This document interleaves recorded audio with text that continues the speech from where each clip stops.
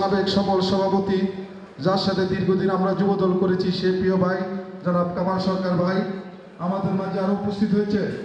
আদাবর থানা বিএনপির অন্যতম যুগ্ম আহ্বায়ক আবু হানিফ ভাই, আদাবর থানা বিএনপির অন্যতম যুগ্ম আহ্বায়ক বিল্লাল পাটোয়ারি ভাই, অন্যতম যুগ্ম আহ্বায়ক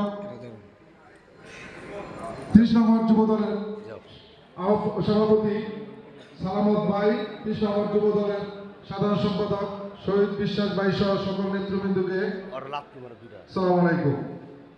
আসলে এখানে আজকে আলোচনা সভা, এটা কোনো বক্তব্যের জায়গাও না।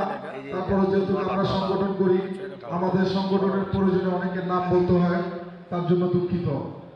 আলোচনাটা আজকে আসলে আমরা এমন একটি ব্যক্তিকে নিয়ে করতেছি, যার সাথে আমরা দীর্ঘদিন, যার হাত ধরে আমরা দীর্ঘদিন এই অঞ্চলে রাজনীতি করেছি এবং জাতীয়তাবাদী দলের হয়ে আমরা কাজ করেছি।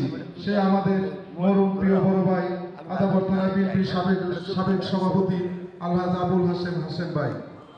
হাশেম ভাইয়ের কথা আসলে এই অঞ্চলে যারা রাজনীতি করেন, আমাদের এই ঢাকা 13 আসন, এখানে এখন যারা আমরা রাজনীতি করি, এই ভাইটির সাথে আমরা দীর্ঘদিন পথ চলেছি এবং ওনারই আদর্শ, দলের আদর্শ এবং ওনার আদর্শ নিয়ে আমরা এই অঞ্চলে পথ চলেছি। আবুল হাশেম ভাই কেমন লোক ছিলেন? আবুল হাশেম ভাই কেমন লোক ছিলেন আপনারা সবাই জানেন।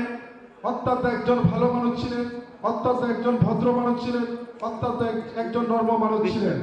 এই দলটা উনি আমার মনে হয়